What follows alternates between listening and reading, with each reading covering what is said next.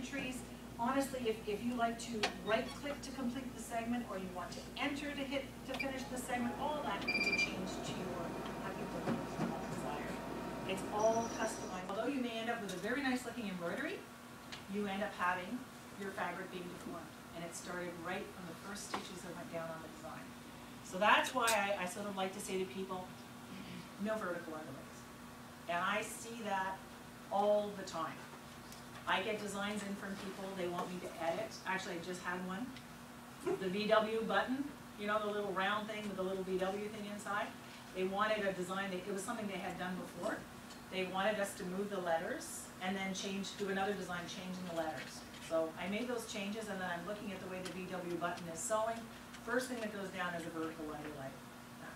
I can't ship that like that, because I know it's going to be wrong. So give it a little rotation and ship it out that way. I know it's going to give them a better quality design. How much do you need? Just even like 5 degrees, 10 degrees? I like to say sort of a 15 degrees and more. You know, just so that you're off that vertical, and so that you lock the stretch down, because that's what you're doing, is you're locking the stretch down on the underlay, so it can't move. And now you have to also keep discerning the people who are making the programs weren't digitizers. And because they weren't digitizers, they didn't really have an understanding of where and how things needed to be compensated for, and how to adjust the letters for the different fabrics. So you'll find on some, the lettering flows well.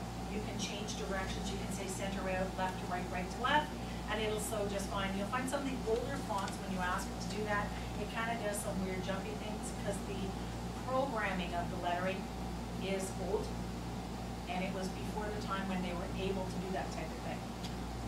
It's a lot of math. When the softwares are created, it's a huge amount of them trying to predict every possible scenario that may happen with the software. So that in mind, the newer and stronger softwares and computers that are out there now have newer and stronger fonts, whether they be TrueType fonts or whether they're digitized fonts that you use. So you'll find a lot of times the newer fonts have better use of compensation, and the letters have been adapted a little bit better for our medium, the embroidery medium. So you may not find you'll get that LI looking so out of whack, or the O's looking smaller than the rest of the letters. So, Bev, what happened when you sample? What happened? Tiny stitches. It also hates abrasion. So if you have seriously rough fabric, like sometimes the buckram inside hats, all that kind of stuff, it's not so good when it hits something really rough, because it can snag the pure metal wrap. And there's a trick that you can do with your designs. There are 2 weights of metallics, and if you look at the card, the one with all the gold and silvers on it is what they call a 7-2 weight, which is like a 40 weight.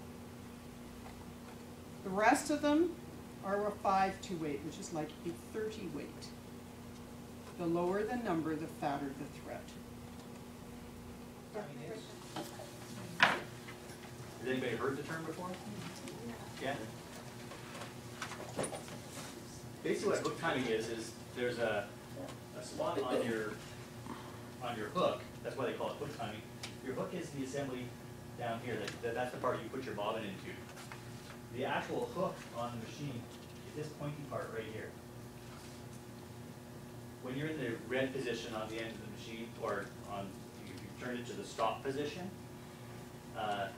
this is where your hook's going to be sitting, and that part, that pointy part right there, is your hook. The hook timing is basically how the machine is, where that hook is in relation to when the thread is in the right spot to be grabbed. The needle comes down. At the lowest point, it starts to come back up again, and what it does is it forms a little loop behind the machine, or behind the needle. So if this is the needle, right behind where the thread's coming out, as it comes up, it makes a little loop. That hook has to grab that loop. So that's the timing that it's doing. It's saying, okay, I have to be able to be in that spot at that time. When someone says, your hook timing is out, what they're saying is that either the needle is too high or too low at that particular time, so it's missing grabbing the thread, or it's grabbing it too early, and by the time the hook is down here, the thread is going to get bound up and it's going to probably get caught up in the whole hook assembly. Most often when your timing is out, and the timing doesn't really go out that easily, you have to really do something to the machine or physically adjust the hook, or crash it really good to make the hook timing go out. We can make it